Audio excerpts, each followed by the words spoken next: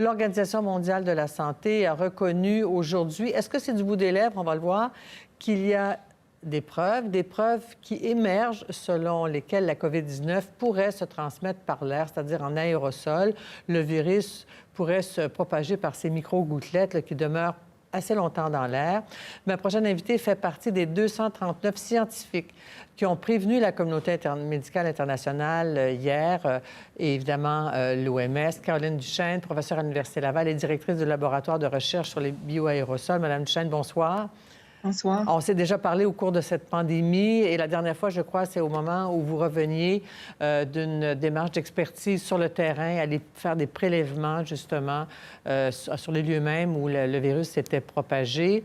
J'aimerais savoir pourquoi vous avez joint ces 238 scientifiques pour interpeller la communauté internationale sur la possibilité que le virus se propage en aérosol.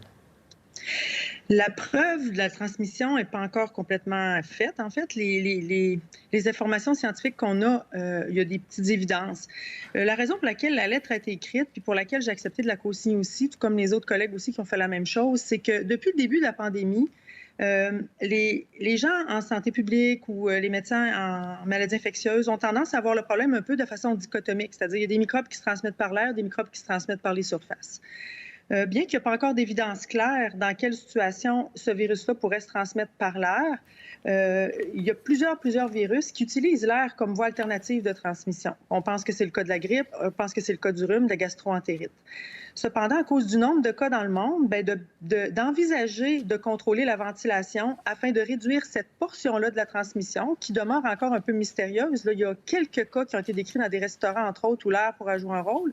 On pense quand même que si les autorités réglementent ou conseillent le contrôle au niveau de la ventilation, donc un apport d'air frais, de l'air filtré, éviter la recirculation de l'air, mais peut-être que ça pourrait ajouter un outil supplémentaire au contrôle du virus dans le cas d'une pandémie aussi importante que celle-là. Mais en même temps, vous avez réussi, vous et les 238 autres, à faire bouger l'OMS. Parce que même dans les articles hier et il y a quelques jours, l'OMS continuait de dire il n'y a pas de preuves, il n'y a pas de preuves.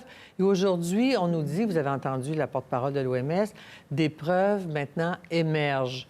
Quelle est la nature ou la fiabilité de ces preuves qui émergent? Je crois que c'est juste un changement de paradigme, en fait. Les gens réalisent que des preuves solides, absentes, ne signifient pas qu'il n'y a pas de risque.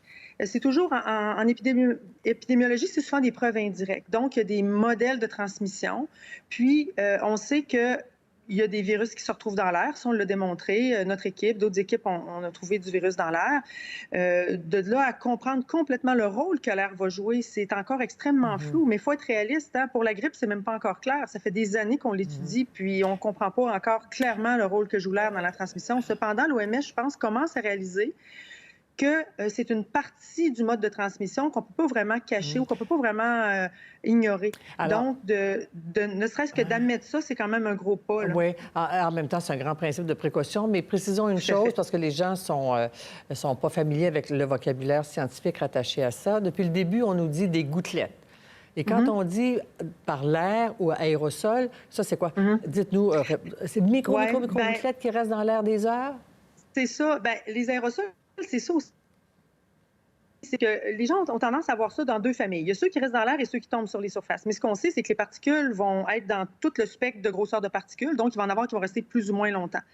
Je pense que ce qui change aussi, mettons, la vision de cette maladie-là, c'est que récemment, il y a des études quand même majeures qui ont été publiées qui démontrent que le nez serait le site de prédilection pour le virus. Donc, l'endroit dans le corps où on a plus de récepteurs pour l'infection, ce serait dans le nez et non pas dans le poumon. En le respirant. En le respirant, exactement. Donc, là, ça ouvre la porte aussi que les gouttelettes un petit peu plus grosses, qui resteraient en suspension peut-être un peu moins longtemps, si on les inhale, bien alors, si elles entrent dans le nez, elles pourraient éventuellement infecter les cellules nasales, d'où l'histoire de l'anosmie, les gens qui perdent l'odorat, et par la suite causer une pneumonie plus par aspiration. Ça, c'est des gens qui ont posé cette hypothèse-là. Donc, le virus, après ça, descend dans le poumon pour infecter le poumon. Donc, ça démontre un peu que le virus a plein de stratégies. Donc, peut-être que c'est directement des fois dans le poumon, quand il entre au complet par des petites particules ou par des surfaces, par la bouche, par le nez. mais aussi par l'inhalation de particules un peu plus grosses. Donc, le terme aérosol, un des deux co-signataires, des auteurs principaux, le Don Milton, depuis le tout début de la pandémie, il fait beaucoup la promotion du fait que les particules aérosols qui sont plus petites que 5 microns, c'est des particules aérosols vraiment extrêmement claires et pures, et il y a personne qui s'obstine là-dessus. Sauf que les autres, un petit peu plus grosses, restent assez longtemps, peut-être pour être inhalées, pour peut-être avoir un impact là, qui peut toucher au nez. Mais ça peut être dépendamment de la ventilation, ça peut être plusieurs heures, ça peut être plusieurs minutes, ça peut être... Les petites particules peuvent rester dans l'air de façon infinie. Donc, à quelque part, c'est voir ça plus comme un spectre de risque. Je vous arrête tout de suite, là, parce que je veux qu'on ne perde pas le fil. C'est passionnant ce que vous nous dites. Moi, je ferai une heure avec vous. Alors, les gouttelettes, là, peuvent rester en suspension un bon bout de temps, quelques minutes, quelques heures. Mais les micros, les petites, là, l'aérosol, peuvent rester longtemps? Aussi, oui, en fait, les particules qu'on appelle vraiment aérosols sont des particules pour lesquelles la gravité agit à peu près pas. Donc, elles restent dans l'air, elles suivent les courants d'air un peu comme un gaz, là, finalement. Elles vont se promener un petit peu. C'est pour ça aussi que c'est difficile de bien comprendre, même les petites gouttelettes, donc un peu plus gros qu'un aérosol, mais un peu plus petit qu'une grosse goutte qui va tomber sur une surface. Ça, dépendamment des courants d'air, ça peut rester dans l'air quand même un peu longtemps. Puis il y a des gens aussi qui les ont modélisés avec des caméras ultra puissantes. On voit vraiment les nuages de petites gouttelettes. Donc, en fait, c'est ce que la lettre demande à l'OMS, c'est de reconnaître ce risque-là, mais dans certaines situations particulières. Et ce qui est vraiment mis de l'avant dans la lettre, c'est les endroits avec beaucoup d'achalandage, donc plusieurs personnes, contact prolongé et mauvaise ventilation.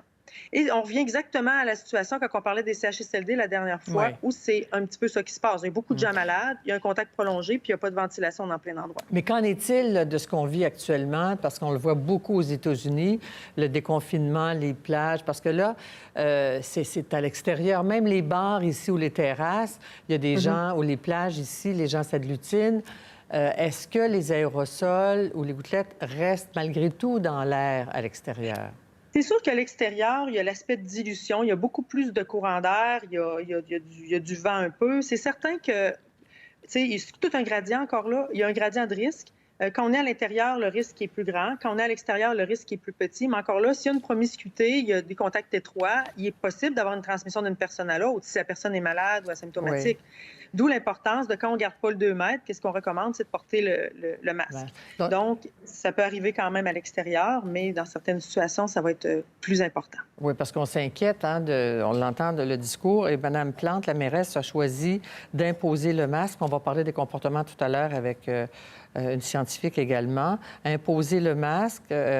On sent qu'à Québec, on n'ose pas trop, mais avec ce que vous nous dites. Puis même l'OMS, aujourd'hui, vous parlez, vous autres, de système de ventilation pour évacuer les gouttelettes.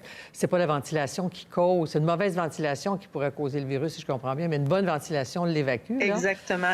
La ventilation, c'est toujours notre allié dans le cas des maladies contagieuses. Donc, on veut sortir les virus dehors, puis si jamais il y a de l'air qui est recirculé, on doit filtrer l'air. C'est la même chose pour à peu près tous les agents qui vont polluer l'air. Mais avec ce que vous nous dites, au fond, on peut penser que Québec, qui semble... Bon, M. Arruda, le Dr Arruda nous dit, on étudie, on a l'impression que Dr Arruda, aujourd'hui, il avait le goût d'annoncer le port du masque. Puis M. Legault, plus prudent, pas prêt encore. Mais au fond, le masque, ça fait partie des protections pour tous. On protège les autres et on se protège. Si on a un masque sur le nez, on risque peu de respirer les gouttelettes qui se promènent, là. Ouais, le masque va plus être utilisé pour protéger les autres. Il y a quand même sans doute une certaine efficacité pour le porteur aussi, mais ça, c'est extrêmement variable d'un modèle à l'autre, tout ça. Sauf que ce qui est important, c'est dans les situations, mettons, où l'école recommence, où les gens sont délibérément à l'intérieur dans des milieux fermés, bien, de jouer un peu sur la ventilation parce que le masque, le lavage de mains, la distanciation, je crois que ça commence à être bien acquis. Puis là, bien, peut-être qu'ils vont ajouter encore une couche de sévérité, je vous dirais, dans les recommandations avec le masque pour tous. Mais au-delà de ça, ce qu'on croit, c'est que, par exemple, ça va être difficile à appliquer dans certaines situations. Par exemple, dans les écoles primaires, par exemple, dans les garderies, bien, à ce moment-là, on peut toujours se tourner vers la ventilation pour encore mieux, en fait, pour offrir un contrôle un petit peu supplémentaire à une situation qui peut être difficile à contrôler. Dans le texte dont j'ai la version anglaise ici, je pense que ça c'est un exemple, dans le fond, quand on se rend compte qu'il y a des événements majeurs. On l'a peut-être vu davantage aux États-Unis qu'ici, des événements majeurs, puis on se rend compte après coup qu'il y a une grande propagation. Je pense que le texte nous dit que les aérosols, la route du virus ou par aérosol, là, c'est la seule explication de cette super contamination. C'est un peu une hypothèse. Bien, c'est comme ça que des voies de contamination, c'est comme ça qu'elles sont souvent un peu élucidées, c'est-à-dire c'est avec des études de cas. Donc, par exemple, il va y avoir, dans le cas du SRAS en 2003, il y avait le cas de building avec 300 personnes contaminées, où là, on avait vraiment démontré que la seule façon d'expliquer que les gens s'étaient contaminés entre eux, c'était les courants d'air d'un building à l'autre. Dans des avions, il y a des bons exemples. Par exemple, quelqu'un qui est malade, qui a une gastro, par exemple, assis à un endroit, comment les autres personnes ont pu l'attraper? Alors, des fois, on élimine les contacts, on élimine les gouttelettes, on va se dire, bien, c'est l'air qui l'a transporté. Fait que dans le cas de la COVID-19, c'est un peu la même chose. Il y a quelques situations dans la littérature, comme le restaurant dont je vous parlais tout à l'heure, où des gens ont été infectés par une table de gens qui avaient la COVID sans le savoir. Puis, ils n'ont pas partagé d'objets, ils n'ont pas partagé de salle de bain, ils n'ont pas partagé d'ustensiles. Puis, la seule façon, c'était les courants d'air qui ont été modélisés qui auraient transporté le virus. Donc, c'est vraiment des situations particulières qui nous permettent d'élucider, cas par cas, dans toutes les éclosions, quelle est la voie principale de transmission d'une personne à l'autre dans ce groupe-là. Donc, quand il y a, mettons, des contacts étroits entre les personnes, là, c'est évident, on va se dire, bien, les gens ont touché les mêmes objets. Comme dans les bateaux de croisière, selon le rapport du CDC, c'est pas l'air qui était responsable, c'est vraiment les contacts entre les personnes, parce qu'un coup que les gens étaient isolés, il n'y avait pas de corrélation entre leur lien avec le système ventilation et le fait qu'ils ont attrapé la COVID dans le bateau de croisière quand ils étaient embarrés dans leur chambre. Donc, c'est exactement comme ça que les gens procèdent, les épidémiologistes qui regardent les éclosions puis essaient de voir la façon que les gens sont rentrés en contact un par rapport à l'autre, soit directement, indirectement ou par l'air dans ce cas-là. Bon. Alors, en terminant, précaution, précaution, précaution. L'absence de preuve absolue, c'est pas, me disait un scientifique récemment, l'absence de preuve n'est pas la preuve de l'absence de contamination. Tout à fait. Puis avec le nombre de cas qu'il y a sur la Terre en ce moment, je pense que même si ça représentait 1 sur 1 million ou 1 sur 10 000 ou 1 sur 100 des cas par l'air, bien, si on est capable d'avoir encore un meilleur contrôle sur la propagation en touchant cet aspect-là, bien, tant mieux. Ça va juste aider un petit peu le monde à passer à travers ça. En tout cas, un petit pas de plus. Merci beaucoup, Mme Duchesne. Vous êtes une des grandes expertes au pays et dans le monde sur la question des aérosols. Puis on a fait, je pense, un petit pas de plus dans la prévention ce soir avec vos explications. Merci beaucoup.